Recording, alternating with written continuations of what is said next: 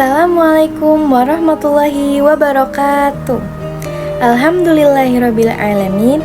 Wabihi nasta'in ala umurid dunya waddin. Wassalatu wassalamu ala asrafil anbiya'i wal mursalin wa ala alihi wa sahbihi ajmain, amma ba'du. Segala puji bagi Allah SWT yang telah memberikan kita nikmat iman, kesehatan, dan kesempatan sehingga kita bisa belajar bersama di kesempatan kali ini. Sholawat serta salam tak lupa kita junjungkan kepada baginda kita Nabi besar Muhammad SAW yang telah membawa kita dari zaman kegelapan hingga zaman terang benderang seperti ini. Saya ingin memperkenalkan diri terlebih dahulu sebelum kita lanjut kepada pembahasan. Perkenalkan, nama saya Ega Lisafa Mutiara Wibowo, saya dari kelas PAI 2B. Pada video kali ini saya akan membahas tentang metode pembelajaran dalam Islam, khususnya bagaimana Rasulullah SAW mengajarkan ilmu kepada para sahabat dengan berbagai metode yang efektif dan mudah dipahami. Langsung saja kita masuk ke hadis yang pertama. Hadis pertama tentang metode tanya jawab. An Abi Hurairah radhiyallahu anhu qala Rasulullah sallallahu alaihi wasallam atadruna manil muflis qalu al muflisu fina man la dirhamalahu wala mata'a qala innal muflisa min ummati. Artinya, Rasulullah sallallahu alaihi wasallam bersabda, "Tahukah kalian siapa orang yang bangkrut?" Para sahabat menjawab, "Orang yang tidak punya harta." Beliau bersabda, "Sesungguhnya orang yang bangkrut dari umatku adalah..." Hadis riwayat Muslim. Penjelasannya, hadis ini menunjukkan metode tanya jawab yang digunakan oleh Rasulullah SAW dalam mengajar. Beliau tidak langsung menjelaskan, tetapi terlebih dahulu mengajukan pertanyaan kepada para sahabat. Hal ini bertujuan untuk menarik perhatian pendengar, mengaktifkan pola pikir dan rasa ingin tahu, membuat jawaban lebih membekas dalam ingatan.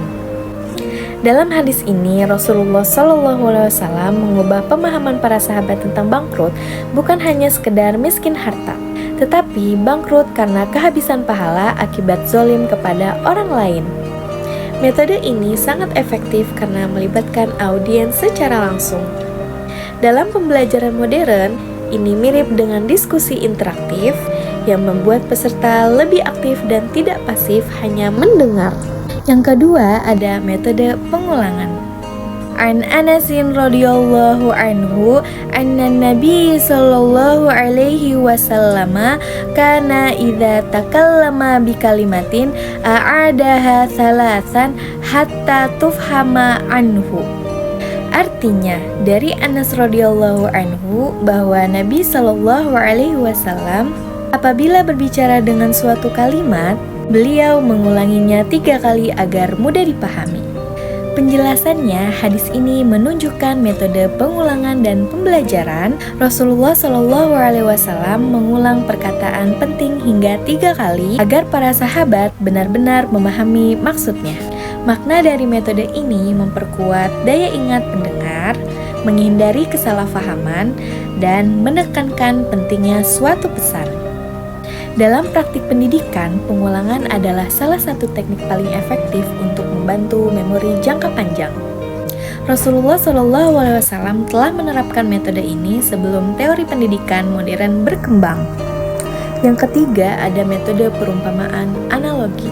Hadisnya, "Masali wa masalu ma ba'atsanillahu bihi kamatsali rajulin ata qauman faqala ya qaumi inni ra'aitul jaisha bi'ainayhi." Artinya, perumpamaanku dan apa yang Allah utus kepadaku seperti seorang laki-laki yang datang kepada kaumnya lalu berkata, "Wahai kaumku, aku telah melihat pasukan musuh." Hadis riwayat Bukhari dan Muslim. Penjelasannya, hadis ini menunjukkan metode perumpamaan analogi, yaitu menjelaskan sesuatu yang abstrak dengan contoh yang konkret. Rasulullah SAW mengibaratkan dirinya sebagai pemberi peringatan yang melihat bahaya secara langsung, lalu memperingatkan kaumnya. Makna metode ini memudahkan pemahaman konsep yang sulit, menghubungkan sesuatu yang tidak terlihat dengan yang terlihat, membuat pesan lebih hidup dan mudah dibayangkan. Metode perumpamaan sangat efektif karena manusia cenderung lebih mudah memahami sesuatu melalui gambaran yang nyata. Dalam pendidikan modern, ini dikenal sebagai analogi atau ilustrasi. Kesimpulannya, ketiga hadis ini menunjukkan bahwa metode pembelajaran Rasulullah SAW sangat beragam. Di antaranya, tanya jawab interaktif, pengulangan memperkuat ingatan, dan perumpamaan memudahkan pemahaman.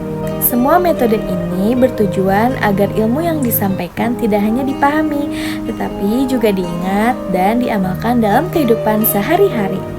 Sebagai penutup, semoga kita dapat meneladani cara Rasulullah SAW dalam belajar dan menyampaikan ilmu. Sekian dari saya, apabila ada kekurangan dan kesalahan dalam menyampaikan materi, mohon dimaafkan. Wassalamualaikum warahmatullahi wabarakatuh.